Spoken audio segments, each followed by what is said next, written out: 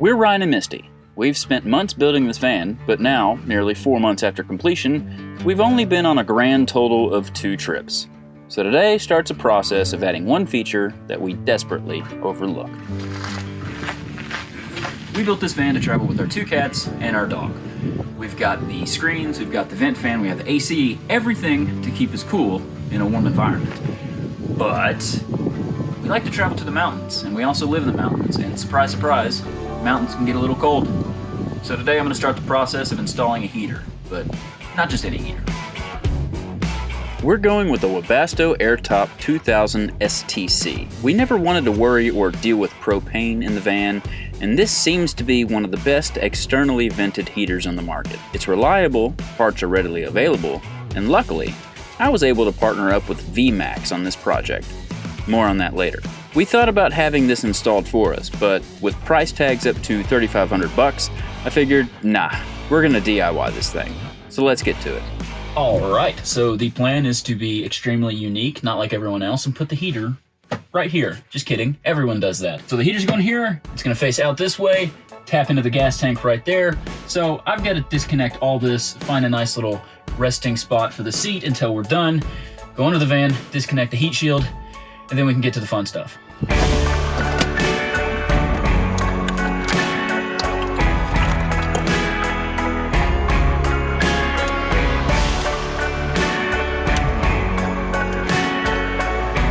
Little seat. Let's find a good resting place for you. Boom. All right, Mr. Seat. Sleep tight. So this right here is the mounting plate for the tire jack that I removed. So I gotta remove that. All right, well that came out fairly simply. Now to get the heat shield off from underneath.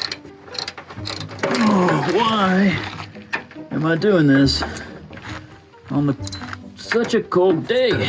Ryan, you dunce. Wait till it got a little bit warmer. No, you just don't plan anything.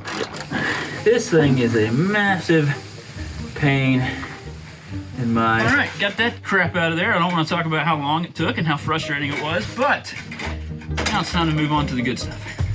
So the good stuff includes cutting into the van, electrical work, and tapping into the gas tank. And let's face it, I need to bring in someone who knows what they're doing so I don't screw this up.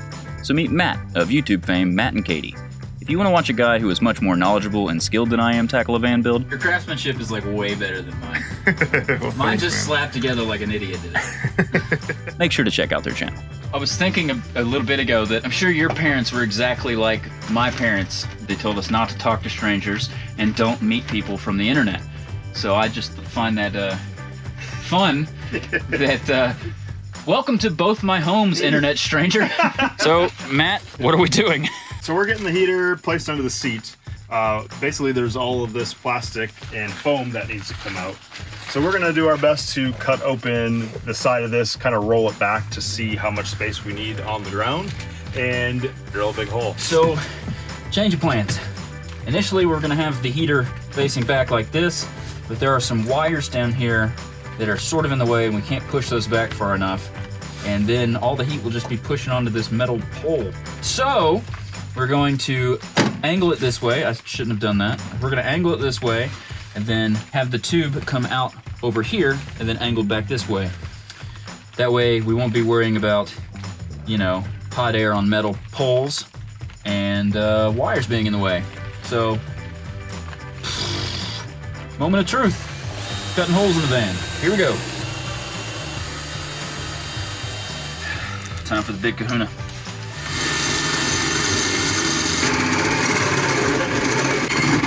Woo! Oh, buddy! Have no idea where the rest of it went.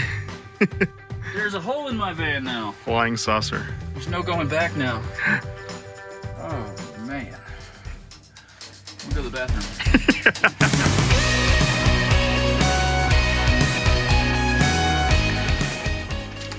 All right, so we don't want no rust on this van.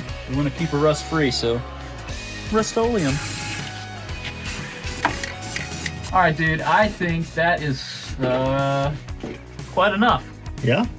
It's fairly well coated. All right, next step is the pump. Please explain. All right. The electrical cord runs from the pump to the Webasto. That is how the pump gets power so that it actually ticks and does its job. And then the other side is where it pulls fuel from the fuel tank into the pump and then runs to the Webasto to do the combustion and give you heat. So I'm gonna make him. I'm gonna get dirty and wet and crawl up underneath the van. Hi. Oh, no, no. The things we do for heat, you know? So I hope everyone can see, but right here is a clamp, right there is a gas tank, right here is a piece of metal that means nothing. But this clamp is where we're bolting the fuel pump onto. Ours from VMACS comes with a nice little rubber coating. A lot of people have complaints because when the fuel pump kicks on, it's apparently very loud and obnoxious, but VMACS is shipping them out with the rubber coating around it that is supposed to make that extra quiet. All right, up next, hooking up the fuel line. So the Promaster is amazing. It has a little fuel door right next to the driver's seat.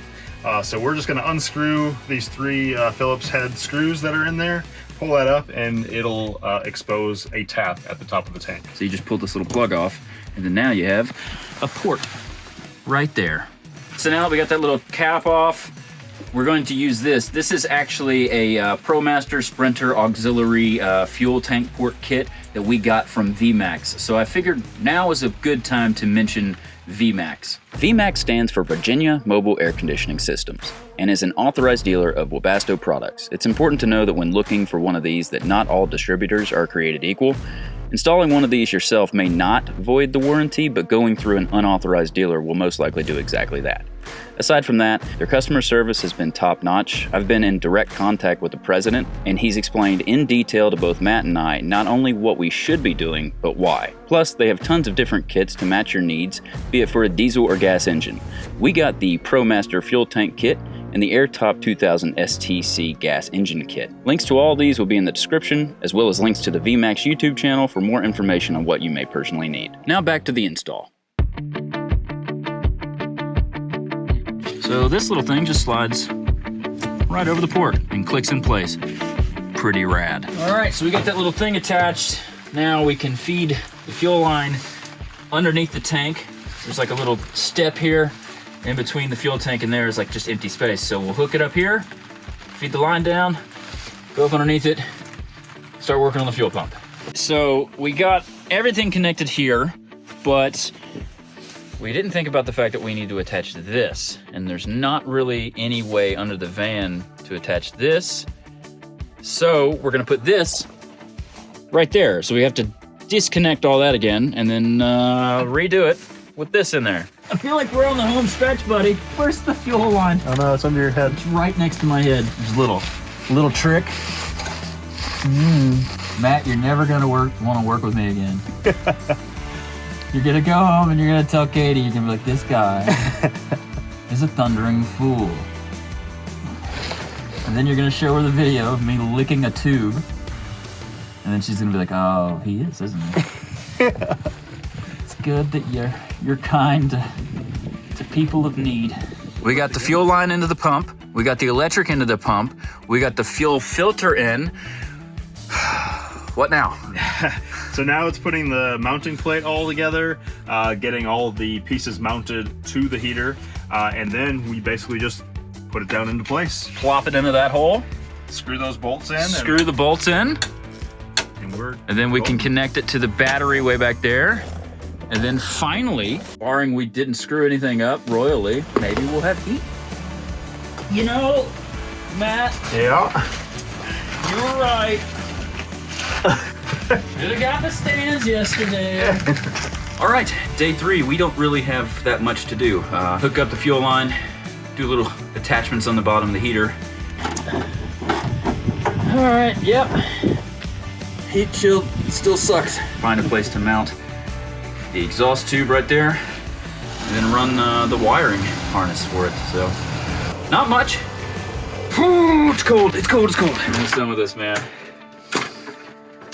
How you gonna feel when we're done with it, dude? Very excited for you. Warm. Warm. Warm. Scott with VMACS texted me a little bit ago. He's asking, how I felt like the process of installing this was. And to be honest with you, I think it's great that I've had your help because, you know, these aren't my type of projects, but I think anybody can really do this. The directions they include are pretty on point. So even a guy like me can make this work. So I feel like anybody could probably do this. There's the good news. Cheers, Mr. C. You got fat. All right, man. Time for the big reveal. Let's see if we did this right or if we screwed it up. Well, that's not good.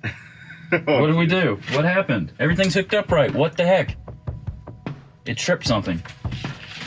All right, let's see what happened. Of course, no project is without its problems, and this one is no different.